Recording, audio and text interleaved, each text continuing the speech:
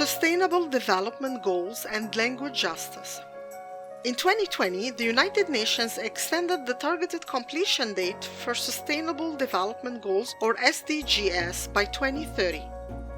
SDGs, 17 interlinked global goals guiding local and international efforts of 191 UN member states, Canada included, are meant to address a range of issues, from environmental, health, and gender equality to education and poverty. The UN defines SDGs as a shared blueprint for peace and prosperity for people and the planet now and into the future. Their aim is to put the most vulnerable populations front and center, and this implies multilingual access. Yet, when it comes to the explicit commitment to language justice, the SDGs remain silent. Between 2017 to 2020, the topic of the absence of language access was on the agenda of symposiums and UN working groups, particularly the CONGO, the NGO Committee on Language and Languages.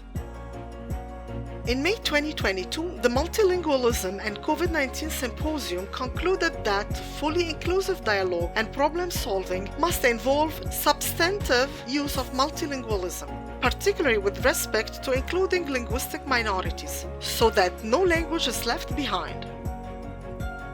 Despite the lack of UN commitment, Canadian and international organizations and initiatives are proactively exploring how to use SDGs strategically to advocate for language justice. My name is Emily Hansen, and I work at 10C Shared Space in Guelph.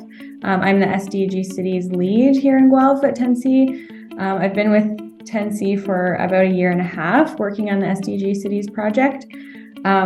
10C is a social enterprise and nonprofit located in downtown Guelph. We're all about placemaking, activating 40,000 square feet of social purpose real estate here in Guelph.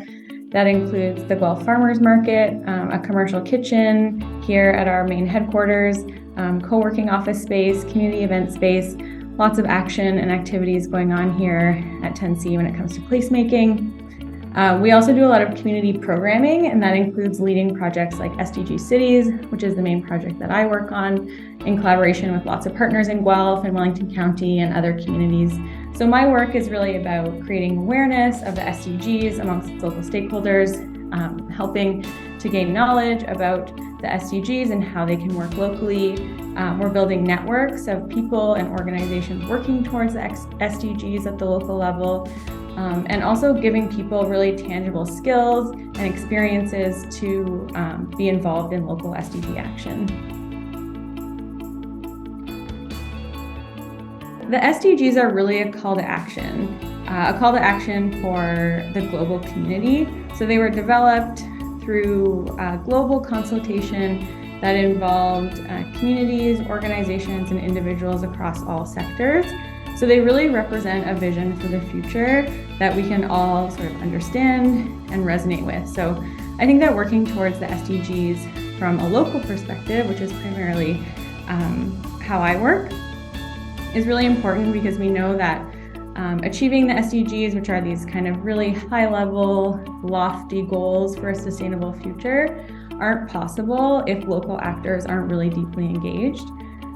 In Canada, we have a national strategy for achieving the SDGs, and even the Canadian government really recognizes that achieving the SDGs at a national level isn't possible if local communities and organizations and individuals aren't engaged in that SDG work. But I think more broadly, I see a connection between language rights and language access and the SDGs across all 17 of the SDGs.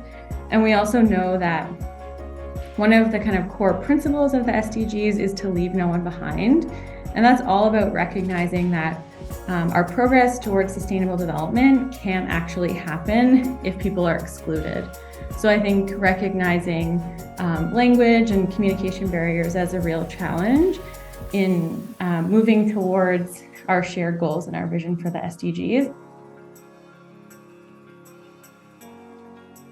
So yeah, I encourage people to visit our website, sdgcities.ca.